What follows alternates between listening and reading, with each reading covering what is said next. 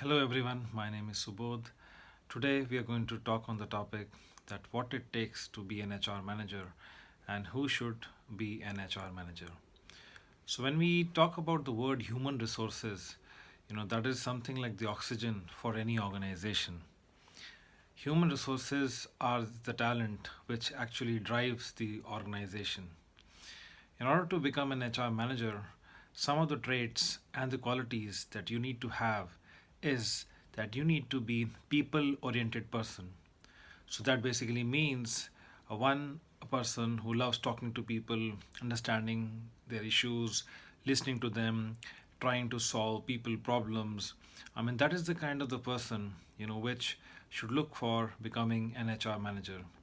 So, all of those of you who aspire to become a human resources professional going ahead, I think it is very important to understand that if you have this knack of dealing with people, understanding them, listening, talking, addressing the issues, then I think that is the way for you to go about this profession. This profession brings a lot of challenges because ultimately you are understanding and dealing with human resources or people, and every individual is a unique individual. So, say for example, you become an HR person and you're responsible for managing around 1,000 employees, which means that you will be having the ownership and to understand almost 1,000 different mindsets of people, and that brings a lot of challenge in this profession. This profession is very much rewarding as well because you as the HR professional is one of the sought after person in the organization. People look up to you for various areas, whether it is a performance management, whether it is hiring, you go out for recruitment of the people, be it the freshers, the middle level, senior levels. Ultimately, you are the one who are driving the organization. You are the one who's supplying oxygen to the organization for them to sustain and grow. And therefore, this is very important and vital role for you as a human resources professional. For the students who are doing their graduation and they want to pursue their masters in human resources, one thing is very clear: they need to understand. I mean, having the passion for people, working with people, understanding them will take them a long way in their career, and that will make them a very successful human resources professional. Another quality which I believe that the human resources professional should have is to have a heart of gold, which means you need to understand people, understand their problems, understand what is it they want to say. So, not just hearing people, but also listening to them. So, there's a difference between just hearing to people and versus listening to them. So, when I say the word listen, which means you are probing them, understanding them, and then finally trying to find out what is it that's troubling them, and can I, as a human resource professional, maybe bring some solutions to their problems. And if not, is there any other way by which I can help them, guide them, mentor them, and be their people manager? And that is why I'm called human resources professional. So these are the things which is very basic required when you aspire to become human resources professional. Now, I'm going to talk about what are the different kind of the professions which are available, job roles available when you are a human resources professional. So the first thing, the basic requirement which comes in, which means when you are hired or recruitment happens. So this is the kind of a role which is called as a recruitment manager in the organization. So the role of the recruitment manager is to basically assess talent and then try and bring the talent into the organization. So when we talk about the hiring managers, recruitment managers, as these terms are noted, there's another term which is called as the campus hiring manager. So campus hiring managers is a term used for those HR roles by which you go out to various campuses like universities, colleges, and then you bring the fresh talent into your own organization. So the entire process of liaising with the universities, colleges, assessing, going there, doing the assessments, interviews, interviewing the students, and finally bringing out the selected lot which they can ultimately join your organization.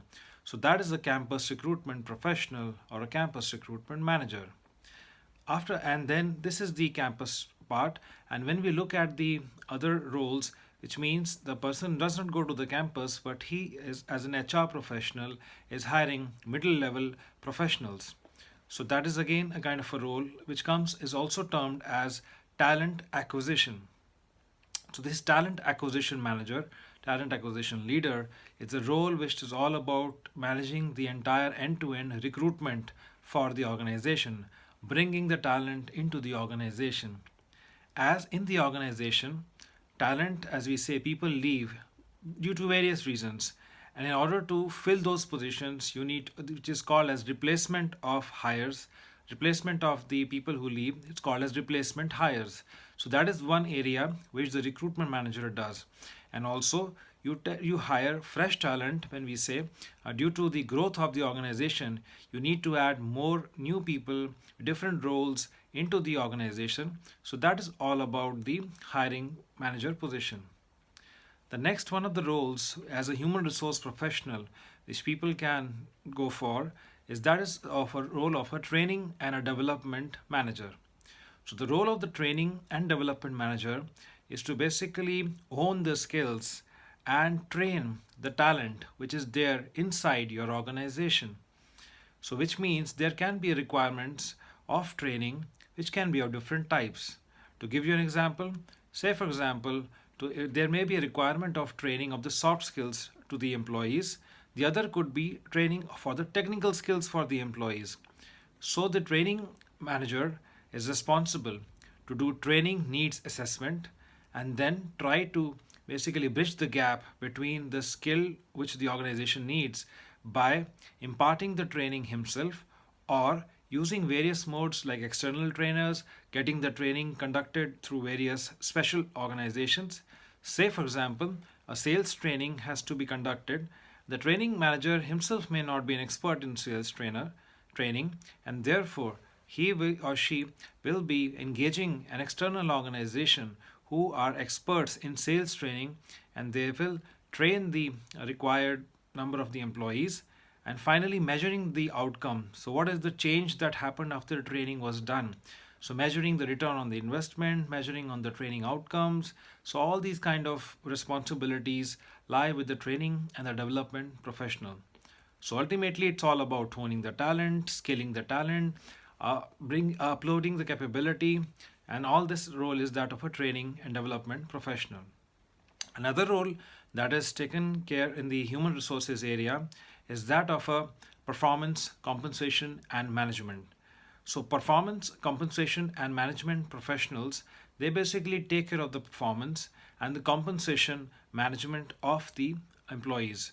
So they understand and benchmark the compensation versus their industry, their competitors, how much the competition is offering for that same role, similar role, what is that the market is paying, and then trying to come up with the various methods and means of basically developing the total reward solution, which means tangible rewards, which is the entire money, and the other is intangible ways of basically compensating the employees.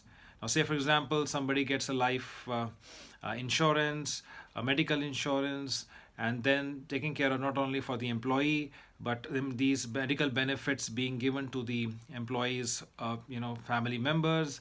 So all this becomes a part of the total rewards and the compensation strategy, and that is being taken care by the rewards professional and the compensation professionals.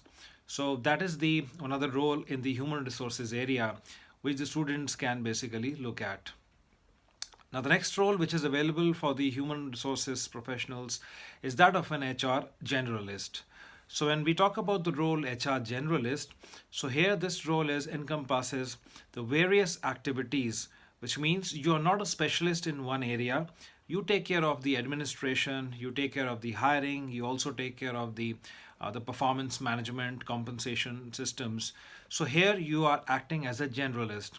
So various organizations which do not have a high number of the employees, and obviously the cost of the HR professional, and then in case the organization cannot afford to have multiple and specialist areas, then the HR generalist, basically the human resource professional, takes care of the various activities, managing the payroll, ensuring the taking care of the employee grievances, managing their performance management. So all this role which encompasses becomes the role of a human resource generalist. So this is another role which is available in the human resources domain. So we talked about the various roles, that role of an HR generalist. We talked about the performance, the compensation and the rewards management specialist, managers. We talked about the hiring managers. Recruitment managers are also called or talent acquisition professionals, both the campus recruiters or the middle management or the senior level hiring managers, which is there. We talked about the training and the development professionals as a role in the human resources domain. So these are the various roles which are available. And also the other roles which are available is that one can work as an HR consultant to various organizations. So many companies, they hire people and they train people to become the HR consultants or specialists in their own areas, whether it is organization development, whether it is leadership development, or it is understanding the pain points of the organization and then trying to come up with the solution which is there for the organization. So another role which the human resource professionals can look forward to is to become a technical and functional expert. So various organizations, the courses are available in which one can become take a certification in the HR, and then you become a human capital consultant. And various organizations use different enterprise resource planning softwares which are there. So how to do the implementation and do an HR implementation in the organization. So various those kind of roles are also available for the human resources professionals. So as long as these kind of areas which interest you, look forward for your interest area, because I firmly believe if you work in your interest area, so in that way your work becomes a joy.